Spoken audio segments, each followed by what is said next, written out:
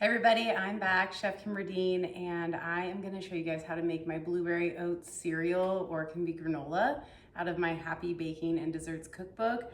I'm making this today for Dylan's birthday. She wants parfaits on her birthday morning, so we're gonna use this as granola. And then Sunday, our weekend, we're going to a tree house for her birthday. She wants cereal, so we're gonna use this as cereal and granola. I'm gonna get started here. I've got almond butter and maple syrup to pour into this pan or this pot. I'm just gonna let this come up to a simmer. So we'll stir this as it starts to cook. In this bowl, I've got oats, sea salt, and our cinnamon. You could really jazz this up. You could use turmeric, ginger, make it more anti-inflammatory, more for digestion base. You could really do anything. If it's the fall, you could do some allspice, clove, nutmeg, whatever it is that you want. You could also use maybe almond butter, which is what I'm using here on my cookbook recipe, but I love cashew butter, I love pumpkin butter, pumpkin seed butter, pepita butter, sunflower butter, if you like peanut butter, all of those work here. And then this is maple syrup. You could use honey, agave. I actually have some other syrups I'll show you while this warms up.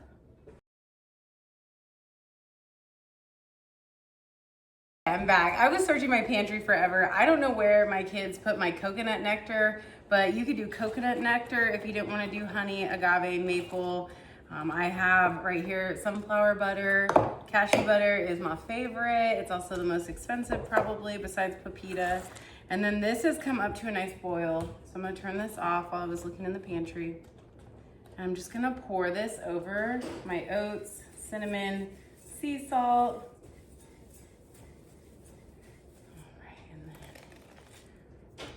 Warm. With that, I'm going to put a little bit of vanilla extract in. Again, you could do a totally different flavor if you wanted to. Any extract, almond, orange, coffee, and then dried blueberries. These are unsweetened.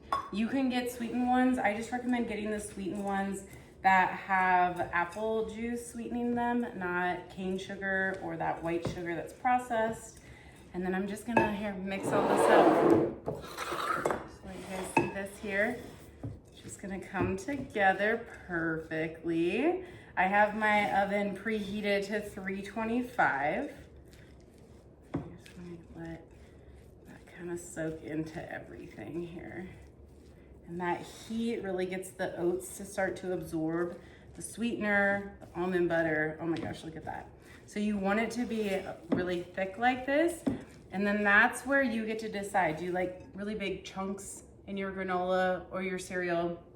Or do you more like, you know, smaller pieces? You get to choose when you're mixing this up and laying it on the tray how you want that to come out. So this looks perfect. I'll show you guys. Looks so good. Okay, you could do dried cherries, you could do raisins. I mean, there's so many ways you can mix this up and just get different nutrients, or if you have allergies, really make this yours. So we're just gonna pour this here. You know, if you couldn't do oats, you could do something like cooked rice or cooked quinoa.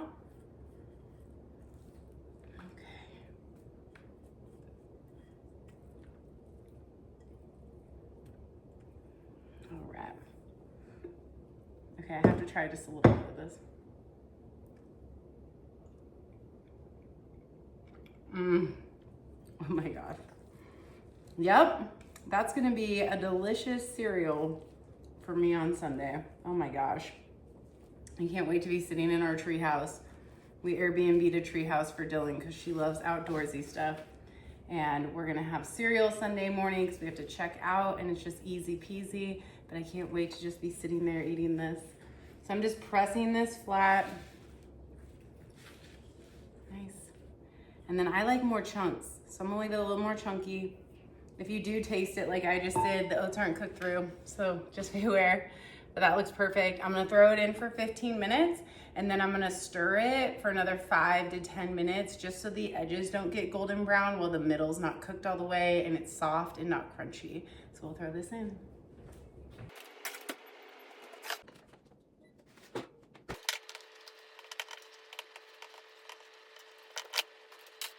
My timer for the granola went off and Dylan is here to try her birthday granola. And my birthday's in 2 days, by the way. I'm excited. Okay, it's hot. Okay. You want to stir it a little bit? Yeah. Oh my gosh, it smells. I want a candle. Can we make this into a candle? Oh my gosh, wouldn't that be good? Look at all those blueberries.